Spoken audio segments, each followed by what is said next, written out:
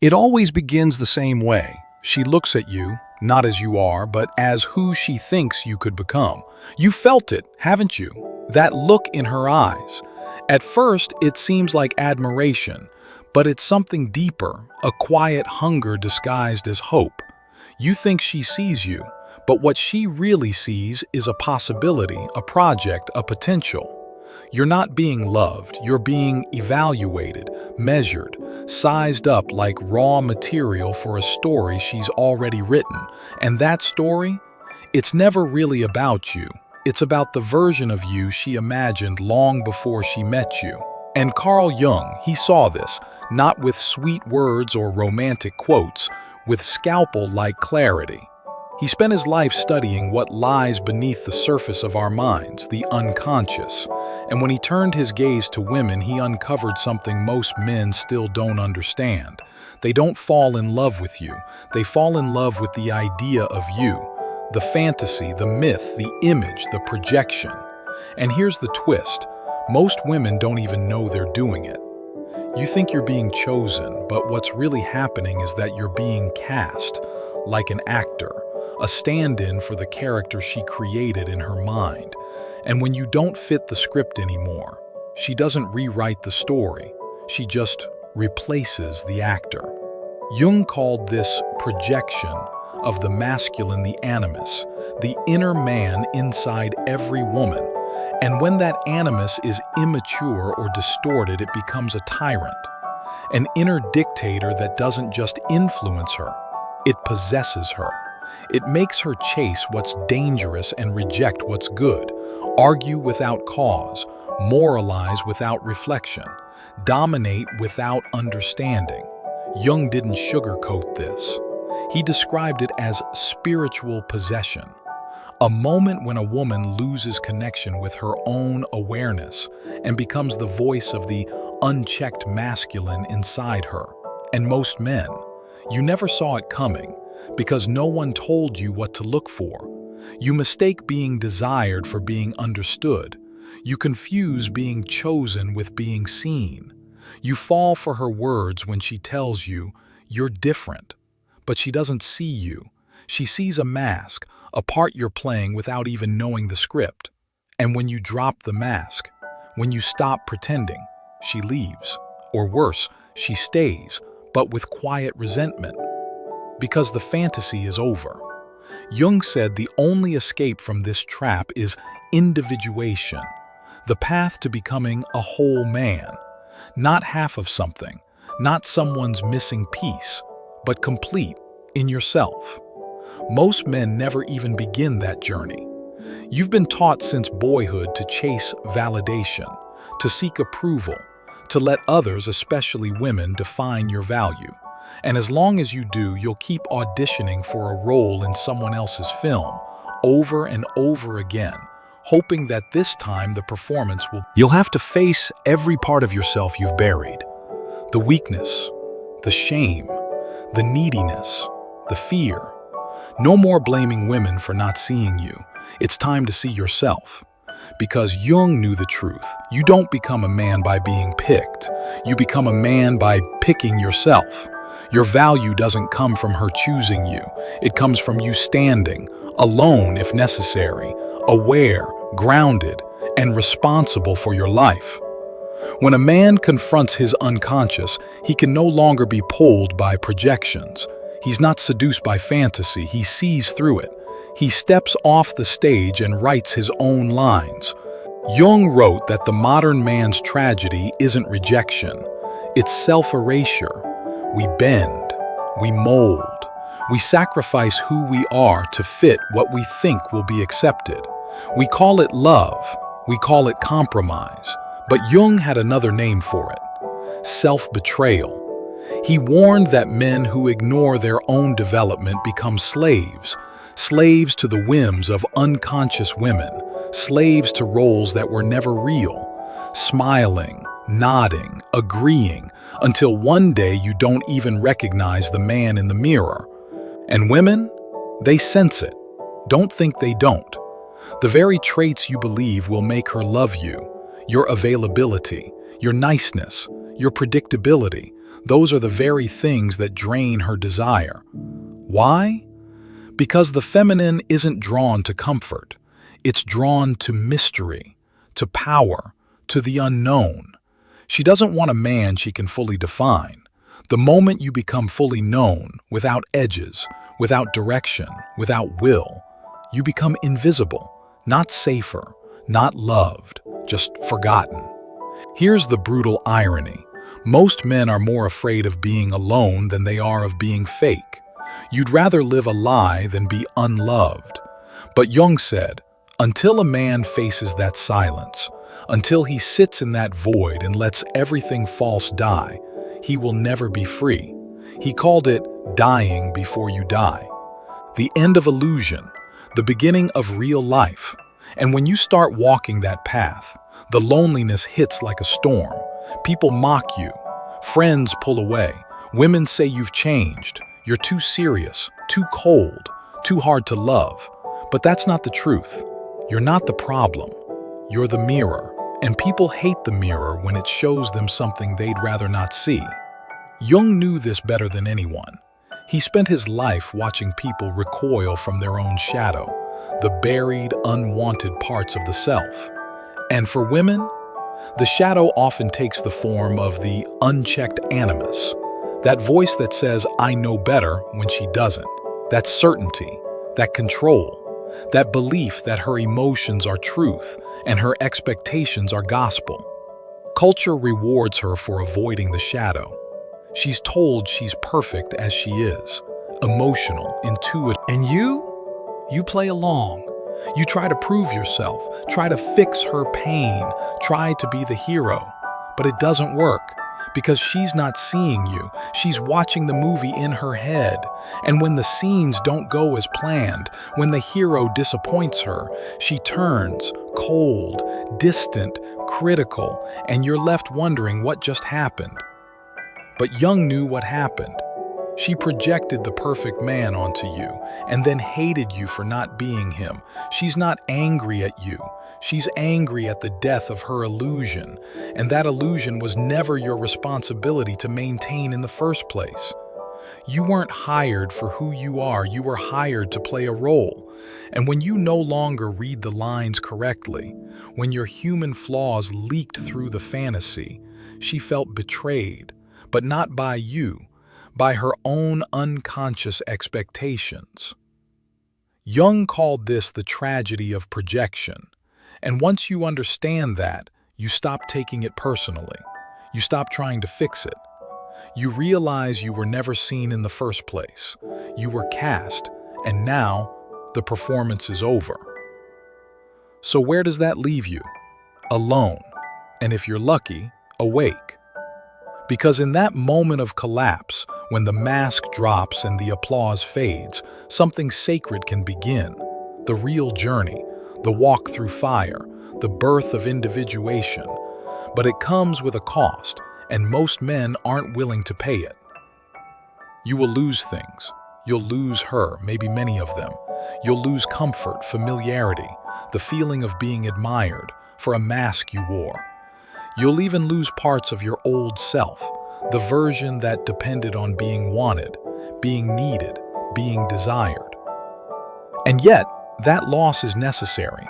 It's the death before the rebirth. Jung said that to become whole, a man must first become empty. Think about that. You've been filling your life with validation, relationships, attention, sex, success, anything to avoid the silence. But individuation demands that you sit in it, that you hear the voice of your real self for the first time, naked, uncertain, maybe even ashamed. And that voice won't flatter you. It won't tell you what you want to hear. It'll whisper things that shake your foundations. You've been pretending. You've been afraid.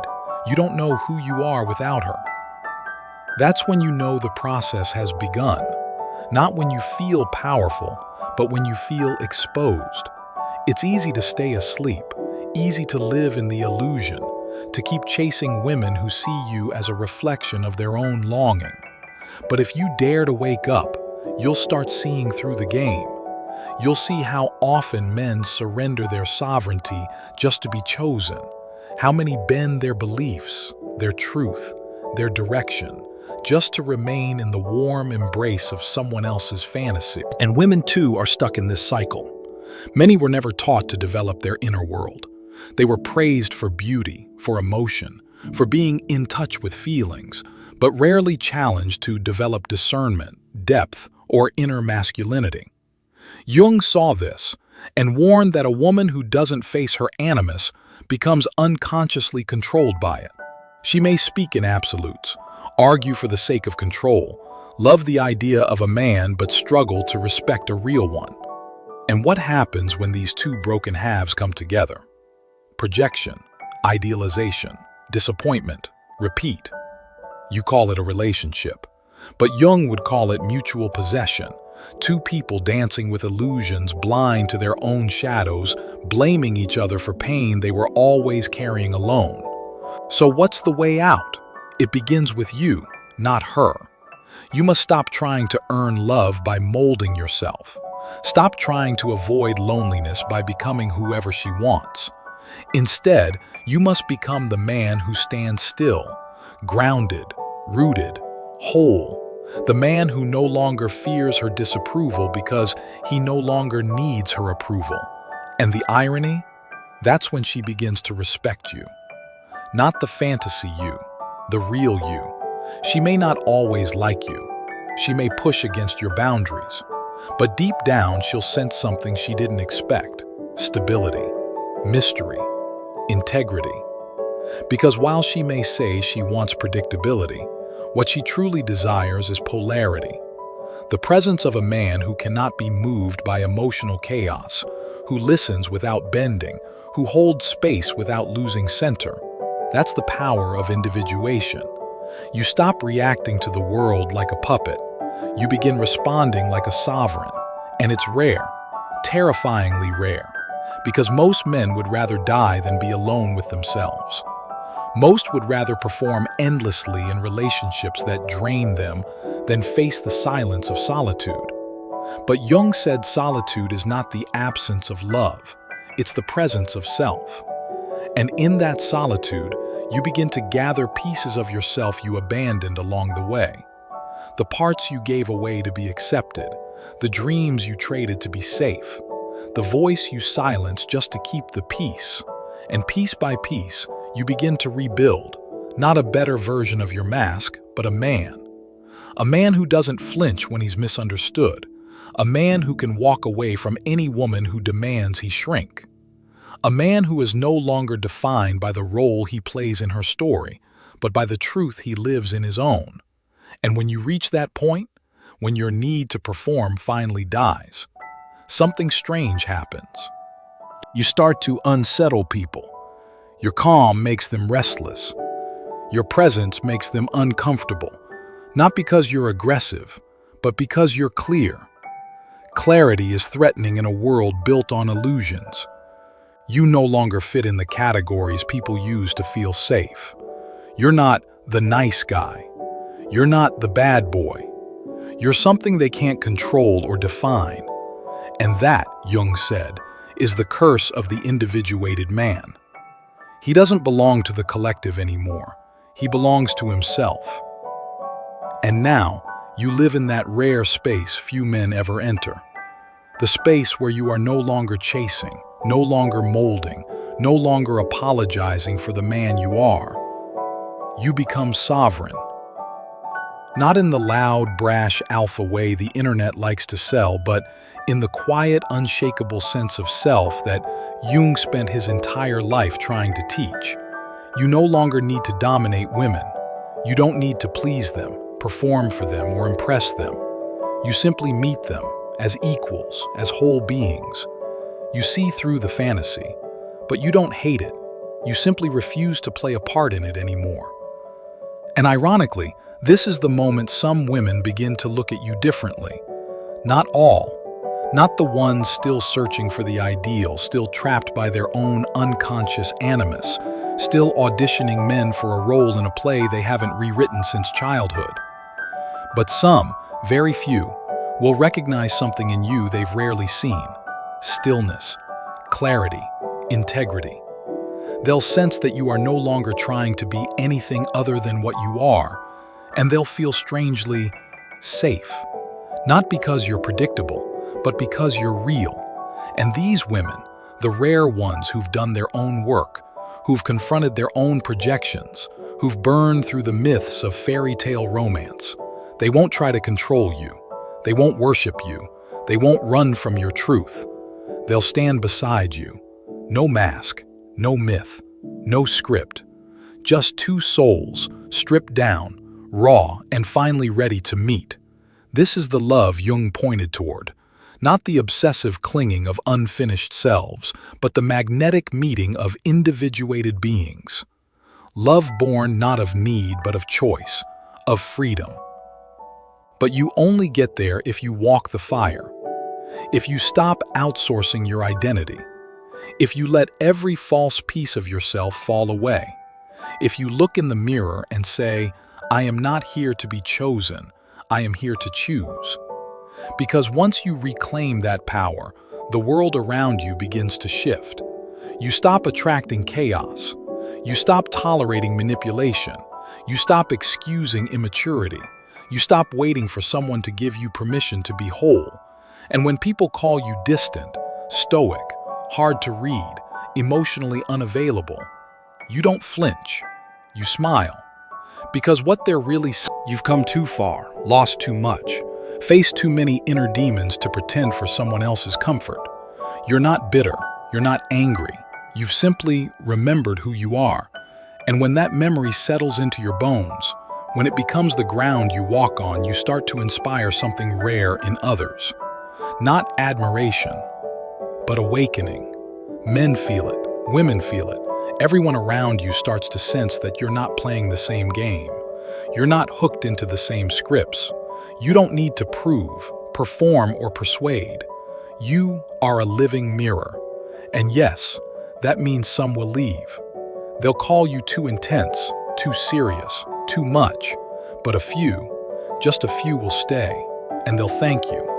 Because your refusal to perform gives them permission to stop performing too. And in that space, where masks are dropped, illusions burned, and truth spoken without fear, a new kind of relationship can begin. Not perfect, but real. Rooted not in fantasy, but in presence. Not in roles, but in choice. Not in fear, but in freedom. And that, my friend, is the path Jung left behind. Not a prescription, not a shortcut, not a strategy, but a challenge. A challenge to walk alone until you're no longer afraid of your own soul.